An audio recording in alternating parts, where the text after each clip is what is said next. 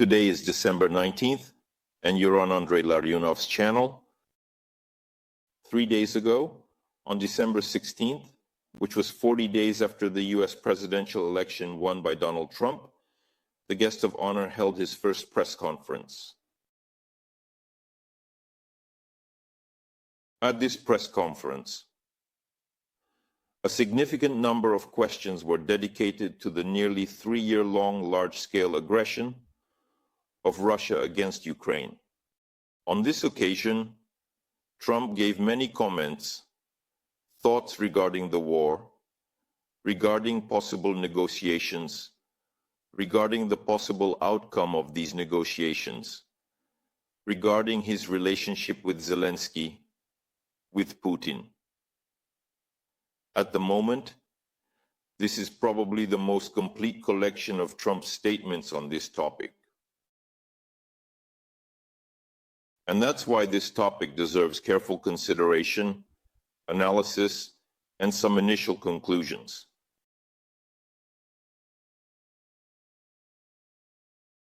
I counted at least 13 instances where Trump expressed substantial thoughts on the mentioned topics. I classified them a bit differently, and it turned out to be 10 blocks. Now, I'll try to read as closely as possible to the transcript what Trump said, briefly comment on each of these statements, and then ultimately draw a general conclusion about what we can say regarding what Trump said, and possibly what he thinks about these issues now.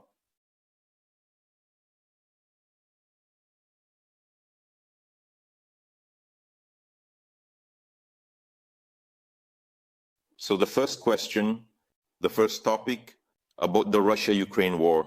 Here come Trump's quotes. We're trying to stop the war, this terrible war that's going on between Ukraine and Russia. We have a little progress. It's a complicated war. It's a disgusting war. It's disgusting. People are being killed at an intensity that no one has ever seen. There are very flat fields there. The only thing that stops a bullet is a body. The human body, the number of soldiers killed on both sides is astronomical. I've never seen anything like it. They are being killed very quickly. I get reports every week. It's so terrible. They are falling. No one has seen anything like it. It's a very flat surface, very flat land. This is great agricultural land. Actually, it's the breadbasket of the world. It's very flat, and nothing will stop a bullet except for a human body. There's no protection, nothing at all. And what's happening there is much worse than what is being reported from both sides. So we will do everything we can, and we are doing absolutely everything we possibly can. Let's see what comes of it, and see. After the elections, I work every day to calm the world down just a little bit more, to eliminate wars and conflicts and bring about peace. We didn't have any wars when I left the presidency, and now the whole world is exploding. But there is a lot of optimism. When I left, we didn't have any wars. We didn't have any problems. The Middle East was in good shape. We signed the Abraham Accords. We did what no one thought was possible. Think about it. 4 years ago, we didn't have any wars. Russia did not invade Ukraine. They wouldn't have done that. They didn't even think about it.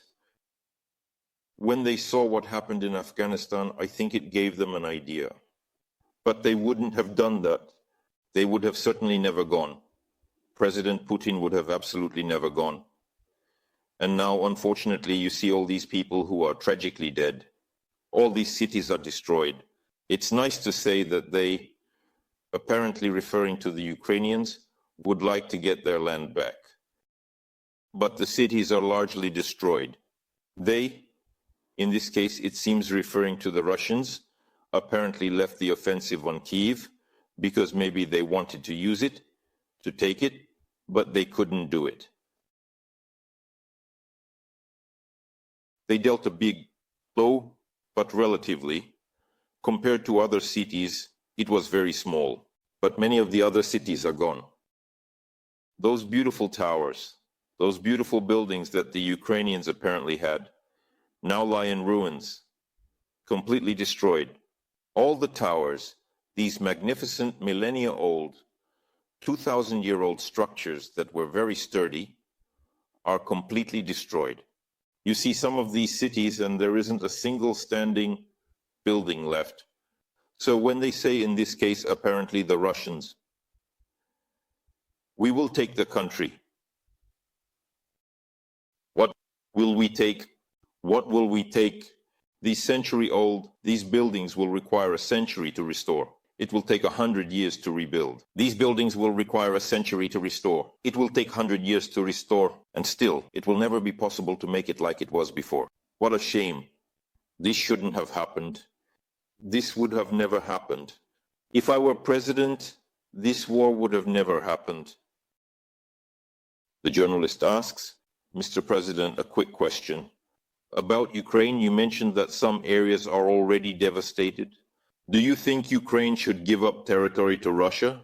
Trump's response, I'll let you know about that after my first meeting.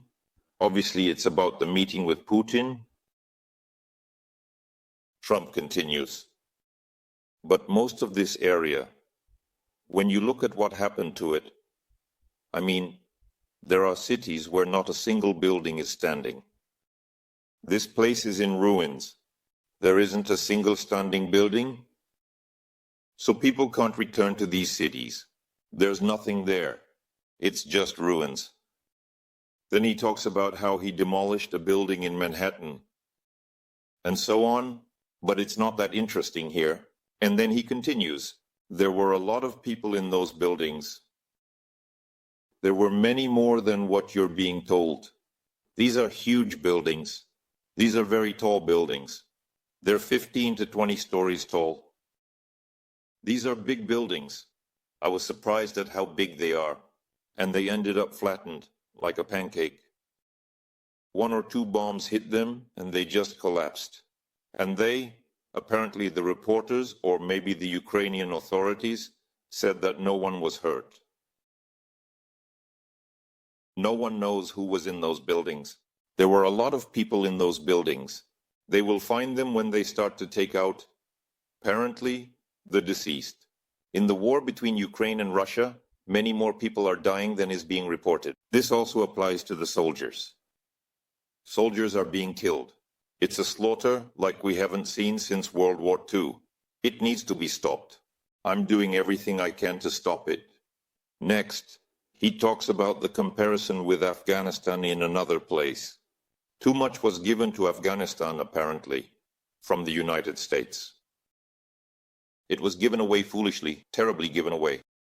I think that's one of the reasons why Putin attacked Ukraine when he saw the stupidity of Milley, the chief of staff of the United States, and those guys, stupid people, very stupid people, they're being killed. This is the worst slaughter this world has seen since World War II.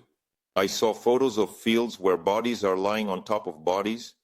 It looks like old photos from the Civil War in the United States, where there are bodies everywhere. If you saw those photos, you would have a sharper sense of it. It has to stop, and we will try to stop it. As you can see, I've gathered quotes from Trump from different parts of this press conference.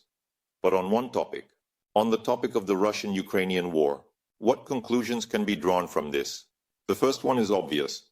Trump is completely sincere in his opposition to the war, against the death of people, against murder, against the murder of Ukrainians, specifically Ukrainians, against mass killings, against monstrous destruction. That's definitely a plus. Second, without a doubt, Trump sincerely, completely sincerely wants to stop this war. However, we must pay attention to this, stating that first, Putin wasn't planning to attack Ukraine before the withdrawal of American troops from Afghanistan.